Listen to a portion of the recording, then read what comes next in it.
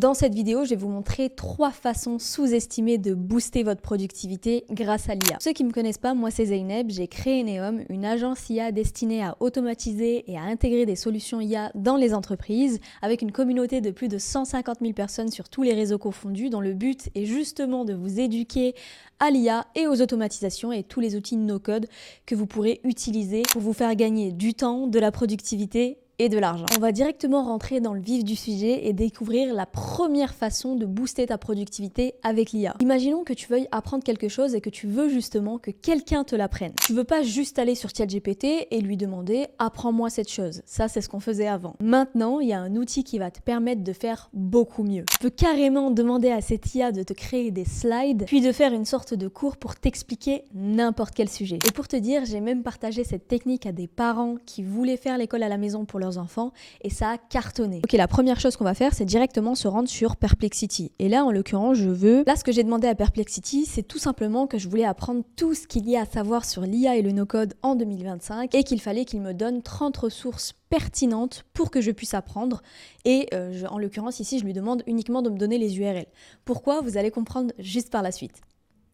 J'appuie sur Entrée et normalement, il devrait aller faire ses recherches. Ici, pourquoi j'utilise Perplexity et non pas ChatGPT ou alors Claude? Parce que Perplexity, c'est un LLM qui est vraiment spécialisé dans la recherche sur le web et qui donne de très très bons résultats. Donc là, par exemple, je lui ai demandé d'aller me chercher des ressources. Je sais qu'il va me donner des ressources pertinentes dans mon cas. Donc là, il m'a donné les 30 ressources. Ça, c'était la première étape. On passe maintenant à la deuxième étape. La deuxième étape, c'est de se rendre sur NotebookLM. C'est cet outil IA qui va nous permettre de créer un cours de A à Z et on va voir que cet outil il est ultra puissant. Non seulement parce qu'il va permettre du coup de créer un cours vraiment personnalisé sur ce qu'on veut, mais également parce qu'il y a énormément de fonctionnalités qui sont très très intéressantes et qu'on va voir ça par la suite. Donc la première étape, quand j'arrive sur NotebookLM, je vais retourner en arrière ici, j'arrive sur un tableau de bord. Ici sur le tableau de bord en fait j'ai la possibilité de create en fait un notebook. Et c'est ce qu'on va faire. En fait, cet outil, il a été développé par Google, donc vous voyez bien que c'est Google. Et en fait, il faut savoir que moi j'ai le plan pro, mais il est gratuit. Vous pouvez l'utiliser gratuitement. Alors, on crée un nouveau notebook, et là, ce que ça me demande en premier, en fait, c'est tout simplement d'ajouter des ressources. Vous comprenez du coup pourquoi je suis allée sur Perplexity et j'ai demandé 30 ressources sur le sujet dont je voulais. Ok, donc là j'ai plusieurs possibilités. Soit j'upload des ressources, je peux upload en fait des fichiers, ça peut être des PDF, ça peut être en fait plein de choses, des PDF, des images, tout ça. Soit je peux carrément donner en fait accès à mon Google Drive auquel cas en fait à chaque fois que je voudrais créer un cours, il va aller chercher les documents dans mon Drive et du coup créer le cours avec ça. Sinon, je peux donner également des liens vers des sites internet, YouTube, et également je peux coller un texte. Donc là, en l'occurrence, moi, c'est des websites. Donc ce que je fais, c'est que je vais copier et coller toutes ces ressources directement dans mon NotebookLM. Et là, c'est là que la magie va opérer.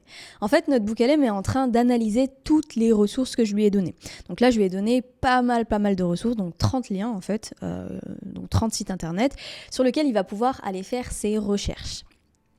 Et en fait, sur lequel il va devoir créer mon book, mon cours, personnalisé sur du coup le sujet de l'IA et du no-code en 2025 dans tous les outils. Donc là, il m'a déjà fait un petit résumé.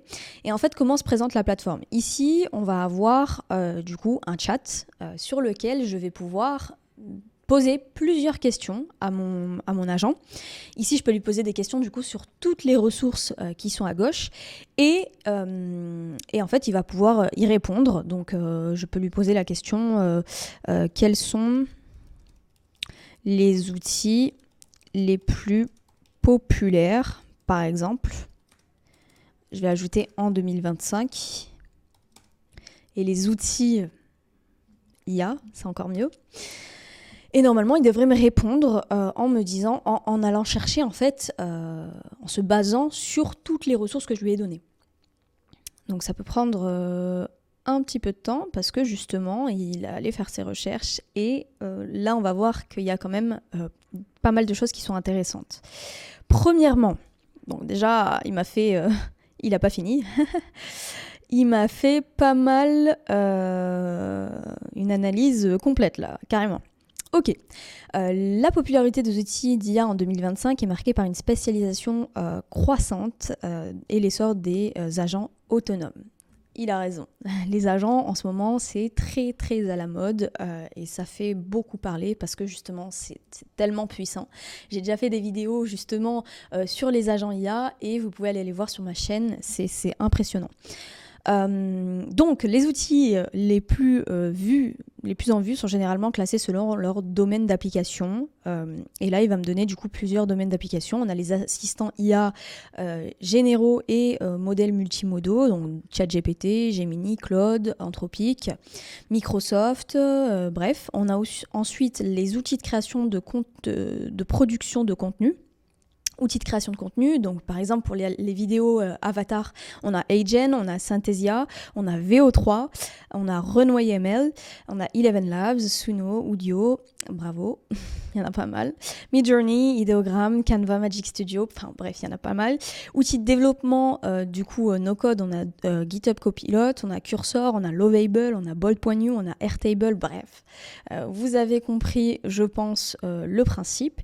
Mais ce qui est bien, c'est que en fait à chaque fois qu'il va me donner une phrase et qu'il va répondre à une question ou qu'il va dire quelque chose, il va mettre la source ici. Et c'est super parce que ici on peut voir exactement donc là je clique sur le 4 ici, vous voyez, je vois exactement où est-ce qu'il est allé chercher cette information-là. C'est-à-dire qu'il est allé dans cet article-là, donc là si je clique, j'ai cliqué sur le 4, vous avez vu, il est allé dans cet article-là, les 10 meilleurs outils IA en 2025 pour gagner, donc il est allé dans cet article-là et il a pris cette partie de cet article. Il me met vraiment en souligné en fait exactement où est-ce qu'il est allé chercher l'information. Et ça, c'est de l'or. En fait, tout simplement. Surtout pour les personnes, là je vais parler un petit peu aux étudiants, les étudiants en fait qui justement préparent un mémoire, préparent du coup un article, préparent une thèse, bref, pas mal de choses. Quand on est étudiant, on a pas mal de rédactions à faire et ben en fait, ce genre d'outil, c'est vraiment en fait un gain de temps énorme parce que il va nous permettre à la fois d'aller faire les recherches pour nous, il va nous donner exactement les sources, parce qu'on sait que quand on prépare du coup un article, quand on prépare une thèse ou alors un mémoire, c'est très très important de citer les sources. C'est même indispensable dans la bibliographie, on est obligé de mettre des sources. Et donc là, en fait, on a vraiment une facilité énorme, parce qu'en plus de me donner la source à chaque phrase qu'il va écrire, il va me donner également le paragraphe ou la partie en fait de cette source qu'il est allé prendre et reformuler. Donc ça, c'est super. C'est pour ça que cet outil, il est vraiment, vraiment top. Et là, on a fait encore que 1% de cet outil. En l'occurrence, on lui a juste posé une question. Maintenant, on va aller un peu plus loin. Donc déjà, ici, dans la partie à gauche, on a toutes nos sources, pour rappel. Ensuite, on a la possibilité du coup d'exclure une source. S'il y en a une qui ne nous plaît pas, on peut l'enlever. On peut, du coup, voilà, comme ça, je décide d'enlever ces sources-là. Bon, en l'occurrence, j'ai pas envie de les enlever, mais enfin voilà, vous avez compris. Je peux ajouter d'autres sources ici comme ça, et donc ajouter, comme je vous l'ai dit, donc soit uploader des sources, soit mon Google Space, ou alors des sites internet ou même des vidéos YouTube. Donc ça, c'est super. Et du coup, je suis limitée à 300 sources, ce qui est en soi énorme. Ensuite, je peux également, si je n'ai pas d'idée, partir de rien et en fait aller demander à l'IA, qui est inclus du coup dans NotebookLM, d'aller me chercher des sources. Et dans ce cas-là, je vais lui dire, je veux par exemple des sources sur les outils IA. En 2025 et à venir. Ok, et donc là, il va aller faire en fait ses propres recherches directement et il va aller voir que il va me donner en fait pas mal de résultats et je pourrais inclure ou non des sources. Donc, vous voyez ici, je peux inclure ou non des sources. Il m'a même allé chercher du coup des PDF. On va dire que je veux les importer. J'ai 10 sources en plus ici qui sont en train de s'importer. Super. super super. Et en fait, pourquoi j'ai pas décidé d'inclure les sources directement là? Parce que comme je vous ai dit, Perplexity, et j'ai choisi du coup d'utiliser Perplexity, parce qu'en fait, Perplexity, c'est vraiment un outil, comme je vous ai dit, spécialisé dans les recherches web. Et il va me donner vraiment des résultats très précis et il va aller chercher en fait les meilleures sources.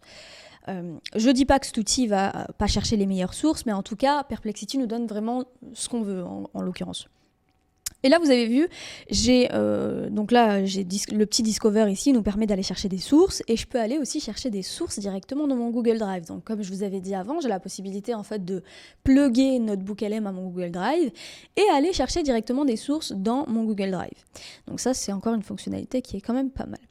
Maintenant, qu'est-ce qu'on a dans le panneau à droite? Le panneau Studio qui est quand même assez intéressant et du coup qui m'intéresse beaucoup. Donc là, il a toutes mes sources, ok? Je peux lui demander de me générer une vidéo, en fait un cours sur justement toutes ces ressources et en l'occurrence sur l'IA et le no-code et les outils IA utilisés en 2025 et les plus populaires. Je peux lui demander de me faire une mind map. Ça, c'est fou aussi. Un report, un quiz, des flashcards et un audio. Écoutez, on va tout tester. Je vais lui demander de me faire une vidéo, une mind map, un report. Donc là, quand je sélectionne en fait de faire un report, j'ai la possibilité de soit créer le mien, soit faire un briefing doc, du coup un document qui résume un petit peu toutes ces sources-là. Je peux faire aussi un blog post, un article du coup, un blog quoi. Je peux également faire d'autres types de reports du coup, ce qui est pas mal. Et ensuite, du coup, là, je vais faire un quiz aussi, des flashcards et un audio. Donc là, bien évidemment, ça prend un petit peu de temps pour générer tout ça, mais on a déjà la mind map qui a été faite. Ok. Alors, là, j'ai une mind map. Si vous ne savez pas ce que c'est une mind map, en fait, c'est vraiment une architecture qui, là, en l'occurrence, dans laquelle, en fait, qui va définir un petit peu le sujet dans lequel on veut parler. Là, par exemple, je parle de l'écosystème IA, des régulations et également des trends à venir. Donc, dans ce sujet-là, je vais avoir pas mal en fait de sections. Donc, par exemple, la section avec les trends qui vont venir sur l'IA, également les régulations sur l'IA, une roadmap. Également les outils IA en fait pour la productivité et les plateformes qui existent déjà en 2025. Donc là on avait 2026, là on a 2025. Et les modèles IA qui sont en trend actuellement. Donc là, le but d'une mind map en fait c'est vraiment d'aller deep et vraiment d'essayer de comprendre l'architecture. Par exemple, là, dans l'écosystème IA, je peux aller voir les trends qui vont émerger en 2026. Et là, je vais avoir encore, du coup, plusieurs aspects. J'ai les Agentic AI, les Physical AI et les Sovereign AI. Agentic AI, je vais avoir la définition des autonomous, par exemple systèmes, des systèmes autonomes, définition des systèmes autonomes, je peux avoir des use cases, donc des cas d'usage, les prédictions pour 2026, donc là on a 3 prédictions qui disent que justement il va y avoir du coup pas mal d'avancées sur les agents IA, et vous avez vu que j'ai cliqué en fait sur définition de ces systèmes là, et là lorsque j'ai cliqué, wow, il m'a fait un texte hyper long. Il m'a fait en fait un texte justement sur... il a répondu en fait à mon clic en me disant que les systèmes, voilà, il part des systèmes IA, Agentic AI Context, et il me donne toutes les informations justement sur ce système-là. Donc pareil ici, si j'ouvre en fait toute l'architecture en fait, je peux avoir énormément de choses. Là aussi, donc en fait, une mind map, ça permet vraiment de mettre en fait toutes les idées au clair et d'aller deep dans le sujet en cliquant justement dans le détail à chaque fois. Et c'est super intéressant, par exemple aussi quand vous faites une vidéo et que vous voulez présenter du coup un sujet en particulier et que ce sujet a des sous-parties et des sous-parties et des sous-parties. Donc ça c'est vraiment intéressant, c'est des choses qu'on peut intégrer dans des présentations orales, dans des présentations dans lesquelles on explique en fait des sujets vraiment profonds. Et donc c'est très très intéressant.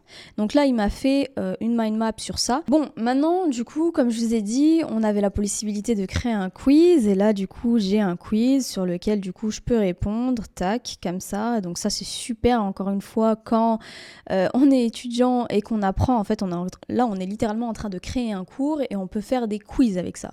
Donc imaginez, c'est pour ça que je vous disais au départ, j'ai en fait donné ça à une personne, à des personnes en fait qui font l'école à la maison pour leurs enfants. Et ça leur a changé la vie parce qu'en fait, ils construisent des cours qui sont adaptés à des enfants avec, je ne vous ai pas montré encore la vidéo, mais avec du coup des slides et une vidéo. Et avec ça, ils peuvent également faire des petits quiz du coup pour renforcer en fait l'éducation de leurs enfants et renforcer en fait les connaissances tout en ayant en fait une petite interaction et que ce soit un peu plus ludique. Donc ça c'est super, c'est vraiment un bon exemple, un bon cas d'exemple. Donc là, j'attends toujours que l'audio se génère et que la vidéo se génère. On va attendre un petit peu. Mais là, je vous ai quand même assez montré de cet outil et comment, littéralement, il va changer votre vie et votre productivité. Vous voyez bien qu'avec ce genre d'outil, il peut être utilisé pour plusieurs cas en fait d'application. Ça peut être pour des cours, ça peut être également pour une formation. Si vous voulez faire un petit e-book, en fait, un book de formation ça peut être en interne dans une entreprise, ça peut être pour des personnes, enfin bref, ou la revendre. C'est super en fait cet outil parce qu'il va vous permettre, je sais pas si vous voyez, mais en fait il génère quand même pas mal de textes. Il génère pas mal de textes en fonction des sources et ça c'est très très important. ChatGPT ne génère pas autant de textes en fait, autant d'explications et il donne pas autant de ressources. Et c'est ça qui le différencie et également du coup toutes les fonctionnalités ici qui vont vous permettre de faire des reports, qui vont vous permettre de faire des flashcards. Ah, je vous ai pas montré les flashcards, mais en fait ici on a des petites flashcards sur lesquelles en fait voilà, on a vous savez ce que c'est les flashcards, hein, c'est en fait on a une question d'un côté et on a la réponse de l'autre. Par exemple, what is the primary conflict hindering Edge AI development, ok, et là si je veux voir la réponse, c'est ça. Et en fait ça permet d'avoir un petit jeu pareil interactif lorsque justement on apprend et c'est super. Ensuite, donc là, j'ai l'audio qui a été terminé de générer et pas encore les slides. Donc l'audio, comment ça va se passer ? Hop, donc là, j'ai mon audio, ok. Ce qu'ils ont fait, c'est qu'ils ont créé un podcast. Un podcast, en fait, avec des personnes qui vont parler de ce sujet. Et c'est super intéressant parce que je vais vous montrer une fonctionnalité qui va me permettre d'interagir avec les personnes qui parlent. Comme si en fait on était dans une discussion avec des personnes qui n'existent pas du tout, des personnes avec qui j'ai jamais parlé de ma vie, mais qui vont m'écouter et me répondre. Donc on va faire ça tout de suite. Welcome back. Today we're diving into the AI landscape for, well, late 2025, and it really feels like a split, doesn't it? It really does. You've got this almost philosophical quest for real human-like AI. Oh, hey, welcome. What's up? Donc là, je dois autoriser le micro pour pouvoir parler. Donc là, je vais parler. Écoutez ce que je vais leur dire. Hi, I hope you're doing well. I just wanted to know if someone can explain to me what is the architecture of an AI agent. That is a wonderful question. Hi, and thank you for joining us. We are doing very well. And we are happy to talk about AI agents. That concept is absolutely central to what we're discussing today. Think of an agent as more than just a chatbot. They are autonomous, intelligent systems. Systems that can adapt to changing environments. And crucially, they make complex decisions. They're designed to handle dynamic multi-step processes. So, if a traditional LLM is a brain, the agent is that brain with hands and tools. Exactly. Oh, yeah. C'est quand même un truc de fou parce que là j'étais en train de parler en fait avec deux personnes, un homme et une femme qui n'existent pas, qui sont en train de parler d'un sujet du coup qui m'intéresse vraiment et avec qui du coup je peux avoir une conversation tout en apprenant. Et ça c'est super intéressant du coup. Comme je vous ai dit, ça peut être pour des étudiants, ça peut être pour des personnes qui veulent créer un podcast pour apprendre en fait, parce qu'on sait que maintenant, il y a, selon les personnes, on peut apprendre, on a en fait des façons d'apprendre qui peuvent être différentes. Il y en a qui apprennent plus en lisant, il y en a qui apprennent plus en écoutant. Il y en a qui apprennent plus en regardant, et on peut utiliser en fait les différentes fonctions du corps humain pour apprendre. Et justement, l'audio, ça aide beaucoup pour certaines personnes et ça rentre mieux en fait dans leur cerveau, tout simplement. Et donc voilà. Maintenant, ce que j'aimerais voir, c'est est-ce que la vidéo n'a pas terminé d'être générée. Donc le plus intéressant, on va attendre encore un peu et on verra ça tout de suite.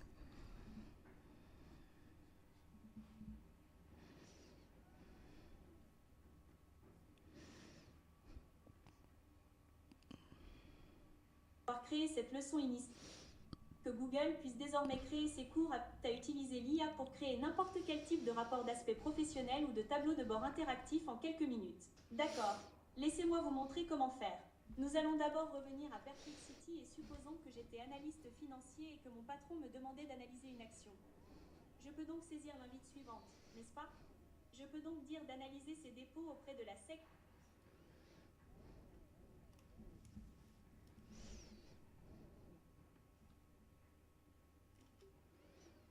Insérons la société.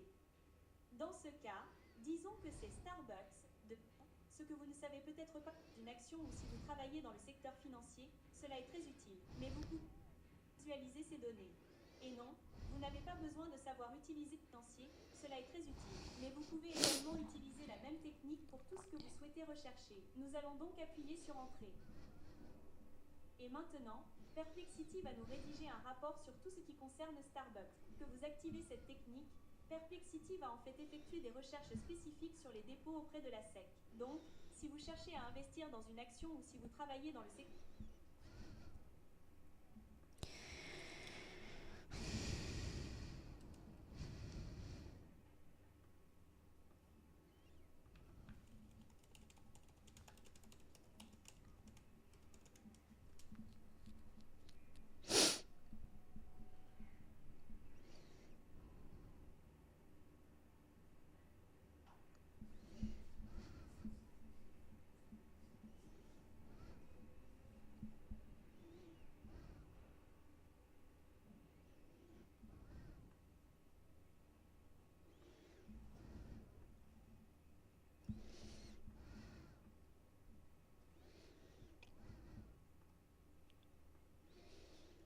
financier, rédiger un rapport sur tout ce qui est auprès de la SEC.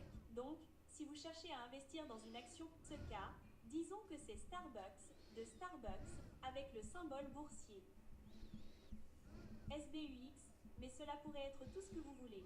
Et je lui ai dit d'analyser spécifiquement ces sections.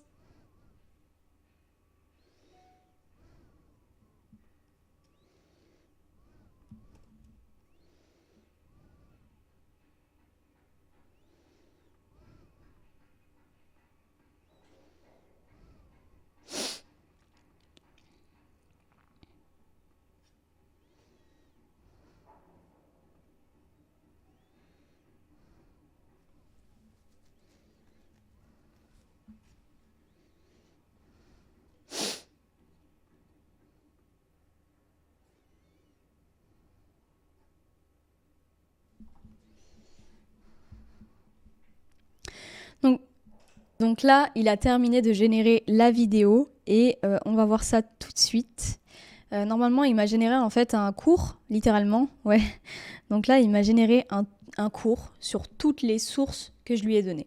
Donc c'est pour ça que je vous ai dit, c'est très important en fait de lui donner les sources que vous voulez, vraiment, parce que il va générer en fait le contenu en fonction de ça. Donc si vous mettez une source en fait qui n'a rien à voir, ça peut fausser ou alors ça peut ajouter en fait du contenu sur cette source-là qui n'a rien à voir.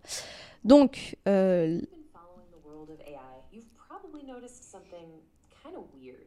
There are two completely different stories. Like explosion, here's our game plan. We're going to start with the ultimate goal, artificial. Build scientifically, then flexible and possible. Some researchers are proposing a real idea is, let's just, well... C'est fou. En fait, il m'a fait un cours sur sur le sujet dans lequel je voulais apprendre en fait toutes les choses. Et en fait...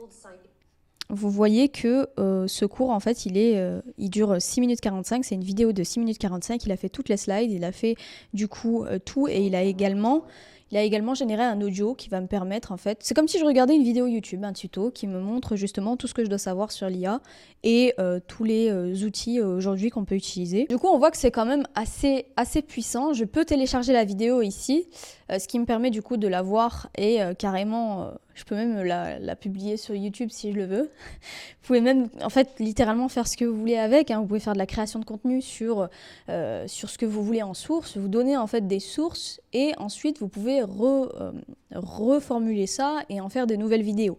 Donc c'est ça qui est bien. Donc voilà pour cet outil-là. On voit quand même que c'est un outil de productivité qui est complet. On peut faire pas mal de choses dessus. Le cas d'usage que j'ai pris, c'est la création d'un cours, mais on peut littéralement faire pas mal d'autres choses, pas mal d'autres cas d'application, d'exemples quoi. C'est littéralement un outil de productivité à part entière. Maintenant, on va passer à la deuxième façon de booster ta productivité et on va voir que cet outil, il est très utile aussi. Et là, j'ai envie en fait de prendre un exemple concret qui est la création d'un rapport financier. Pour ça, on va utiliser deux outils qui sont Perplexity et également Gemini. Donc pour commencer, pourquoi on utilise Perplexity? En fait, on va utiliser Perplexity car, comme je vous l'ai dit dans l'exemple précédent, Perplexity est très fort dans les recherches. Et dans ce cas-là, en fait, on aura besoin de faire des recherches sur Internet sur une entreprise en particulier pour voir en fait, pour faire son analyse financière. Et du coup, pour ça, j'utilise Perplexity parce que justement, dans les recherches web, il est très fort, il va aller chercher les bonnes ressources et il va me donner les meilleurs résultats. Parce qu'aujourd'hui, les LLM, ils peuvent très bien se tromper et ChatGPT et Claude sont un peu moins performants sur les recherches web. Donc là, ce que je fais, c'est que j'ai préparé un prompt et que je lui dis analyse ces documents sur l'entreprise Apple et fournis une évaluation d'investissement détaillée. Il faut que tu inclues la santé financière, la croissance et la rentabilité, les risques, la position concurrentielle et les commentaires de la direction. Ici, il y a une chose à faire qui est très importante, c'est d'activer dans la petite sphère ici. On a une petite sphère qui nous permet à la fois d'activer les recherches web. Donc ça, il faut s'assurer que c'est activé parce que ça permet en fait à Perplexity d'aller faire des recherches sur le web. Et en fait, on va également activer la partie finance ici qui va permettre d'aller chercher en fait des données financières spécifiques sur des sites spécifiques. Ça, c'est très important de le faire, de le cocher parce que justement, nous, en l'occurrence, on veut faire un rapport financier. Et j'appuie sur Entrée. Et là, normalement, donc Perplexity est en train de faire ses recherches, il est allé voir toutes ces sources-là. Et on peut voir ici toutes les étapes. Hein. Il est allé chercher toutes ces sources. Tac, et avec ça, il va me fournir une réponse. Et donc, il m'a fait toute une réponse avec des analyses ici et il m'a donné les sources. Très bien. Maintenant, moi, je vais aller un peu plus loin. Parce que ça, c'est cool, mais aujourd'hui, on ne présente plus des textes dans un rapport financier. Ce qu'on veut, c'est plutôt présenter des infographies, présenter des graphiques, des trucs visuels, en fait, pour que ce soit beaucoup plus attrayant et beaucoup plus parlant à tout le monde. Donc, ce qu'on va faire, c'est qu'on va utiliser une fonctionnalité qui est incroyable sur Gemini qui nous permet de faire de l'infographie. Et ça, c'est très très intéressant parce qu'en fait, vous allez pouvoir lui donner des données. Vous lui donnez des données, ça peut être une base de données, ça peut être des données du coup Excel, ça peut être une recherche comme ça. Et en fait, vous pouvez tout lui donner en entrée et en générer des infographies. On se rend sur Gemini et là je vais demander à Gemini, donc pareil, moi j'ai un plan pro, mais vous pouvez très bien utiliser Gemini gratuitement, il n'y a pas de souci. Et là en fait, ce qu'on va faire sur Gemini, la première étape, c'est activer la fonctionnalité Canvas. Cette fonctionnalité Canvas va nous permettre de générer des infographies. Donc je vais copier toute la réponse en fait que m'a faite ici Perplexity et je vais la mettre ici.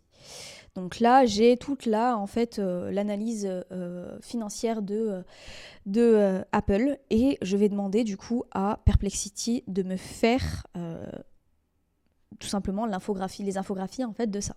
Tous les graphiques. Et là, on voit que du coup, Gemini est en train d'analyser toutes mes données. Il a en fait tout simplement reformulé tout ça et il est même allé en fait faire une synthèse ici. Donc là, j'ai une synthèse exécutive de l'analyse Apple. Et donc là, j'ai un texte. Ok, c'est bien beau, mais moi, je voulais en fait de l'infographie. Donc, c'est pas mal. Il travaille à ma place. Donc, vous voyez qu'aujourd'hui, on peut faire pas mal de choses avec ces outils IA. Et en fait, ce qui est bien aujourd'hui, c'est qu'on peut combiner plusieurs outils IA parce qu'on sait vraiment identifier les spécificités de chaque outil et comment, en fait, ils vont pouvoir nous aider exactement sur ce qu'on veut obtenir. Là, par exemple, je sais que Perplexity va m'aider, en fait, pour les recherches. Et là, je sais que Gemini va m'aider pour créer tout ce qui est infographie. Combiner les deux, ça me donne un résultat incroyable et c'est exactement ce que je veux. Donc là, on voit qu'à droite, il y a du code qui est apparu. On ne sait pas pourquoi, mais en fait, si. C'est tout simplement Gemini qui est en train de coder mon infographie, parce que vous savez que l'infographie, du coup, c'est des graphiques, tout ça. Donc, il est tout simplement en train de coder l'interface et pour me donner un résultat qui est visuellement joli. Donc, voilà ce qui se cache derrière vos infographies et derrière tout élément, en fait, qui est joli sur Internet. Derrière tout site Internet, il y a énormément de... Donc là, j'ai mon analyse et je peux voir du coup mon infographie. Donc j'ai une analyse de l'investissement Apple, évolution stratégique et financière. Donc là, on voit que à partir d'un texte, on peut obtenir ce genre de résultat et typiquement ça, dans les entreprises, c'est très très utile pour toutes les personnes qui font des reports, pour toutes les personnes qui veulent illustrer des choses avec des graphiques. On voit que c'est très très puissant parce que j'ai fait ça en littéralement 2 minutes. C'est même pas moi qui l'ai fait en fait finalement, vu que j'ai pas fait le gros travail, j'ai ni fait le code, j'ai ni fait le prompt, j'ai ni fait en fait toute la recherche. Et on voit qu'une recherche comme ça m'a pris 10 minutes en tout. Donc au niveau du gain de la productivité, c'est tout simplement énorme. C'est là maintenant qu'on arrive à la 3e astuce pour booster ta productivité, qui est tout simplement... Et pour cette astuce, on va se rendre sur ChatGPT. Donc là, je suis sur ChatGPT et par exemple, moi, j'utilise ChatGPT un peu tous les jours pour lui demander pas mal de choses, mais je l'utilise surtout pour me faire tout ce qui est script, description YouTube, description Instagram, tout ça. Lorsqu'on fait un prompt à un LLM, donc là en l'occurrence à ChatGPT, en fait il faut lui indiquer quel est son rôle. Et là par exemple, je peux lui dire « Tu es un expert sur YouTube, génère-moi mes descriptions. » Voilà. Et là, en l'occurrence, je lui donne ma vidéo et du coup, il va me générer ma description. En prenant en compte que c'est un expert sur YouTube. Très bien, ça marche. Mais par contre, là, toutes les informations que je vais faire, je vais les perdre. À chaque fois que je voudrais qu'il me refasse une description, il va falloir que je lui redise « Tu es un expert YouTube, fais ci, fais ça, ne fais pas ça » et lui donner toutes les instructions. Et maintenant, on va s'affranchir de ça. Donc là, on va créer un assistant sur ChatGPT qui va nous permettre de faire des tâches répétitives. Là, en l'occurrence, la création de mes descriptions YouTube, c'est littéralement une tâche répétitive et je veux pas à chaque fois lui redonner un énorme prompt pour qu'il me donne exactement la description que je veux.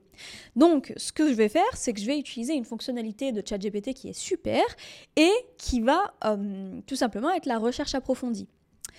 Dans cette recherche approfondie, je vais lui dire d'aller chercher toutes les informations nécessaires pour que ça fasse de lui un expert sur YouTube et un expert dans ma niche qui est l'IA et l'automation pour la génération de descriptions optimisées et qui donne du coup beaucoup d'engagement sur les vidéos. En fait, tout simplement, ce qu'il va faire, c'est qu'il va aller faire sa recherche. Donc voilà. Il est allé faire sa recherche et ça va prendre un petit peu de temps. Ça peut prendre du coup quelques minutes, voire 10 minutes s'il fait vraiment une grosse recherche. Et donc ce que je vous disais, c'est que je vais prendre le résultat de cette recherche pour créer mon assistant sur ChatGPT. En fait, tout simplement, ce que je suis en train de faire, c'est de demander à ChatGPT de me créer un prompt pour prompter ChatGPT pour qu'il puisse me donner les meilleurs résultats possibles. C'est un peu Inception le truc. Mais ça va le faire et vous allez voir que ça va vous faire gagner un temps fou sur votre productivité si vous avez des tâches répétitives. Donc là, à droite, on a l'activité avec également les sources ici qu'il est en train d'aller chercher. Pied-coller tout ça sur Google Drive. Ok, parfait. Et là, maintenant, ce que je vais faire, donc en 7 minutes, il m'a créé 9 pages. 9 pages, ce qui est énorme, en vrai. C'est quand même pas mal. Ok, maintenant ce que je vais faire, c'est que je vais télécharger ce fichier au format PDF et on va se rendre sur ChatGPT à nouveau. Et là, en fait, je vais créer un nouveau projet ici. Et ce nouveau projet va tout simplement être du coup mon assistant IA qui va me générer en fait toutes mes descriptions YouTube. Du coup, je vais l'appeler assistant et ce que je vais faire, c'est que tout simplement dans ce projet, en fait, je vais pouvoir ajouter des fichiers. Et du coup, vous comprenez pourquoi j'ai fait un fichier sur Google Doc. J'ajoute ce fichier, donc qui est tout simplement la recherche que m'a fait ChatGPT. Donc ChatGPT est en train de se parler à lui-même. Mais en fait, c'est hyper intéressant de créer des projets comme ça parce que justement, là, mon assistant YouTube, il a toutes les informations nécessaires pour me créer des descriptions YouTube. Et là, en l'occurrence, ce que je vais faire, ce que j'aurai tout simplement à faire, c'est lui dire le sujet de ma vidéo et il va me faire une description optimisée. Et j'aurai pas à chaque fois à re-indiquer à mon agent, j'aurai pas en fait à chaque fois à re-indiquer à ChatGPT qu'il est un expert sur YouTube, qu'il doit faire ça, qu'il doit faire ça, qu'il ne doit pas faire ça, qu'il doit inclure des liens, tout ça. Et ça, typiquement, ça va vous faire gagner un temps fou sur des tâches, ça peut être n'importe quoi, hein. Donc là, j'ai pris l'assistant YouTube, mais ça peut être sur tous les sujets. Tout ce que vous voulez. Donc voilà, j'espère que cette vidéo vous aura plu. Maintenant, vous avez 3 façons d'être beaucoup plus productif avec l'IA. J'espère que vous allez les utiliser. Dites-moi en commentaire ce que vous en pensez. N'oubliez pas de liker, de vous abonner et d'activer la cloche pour ne rien manquer par la suite.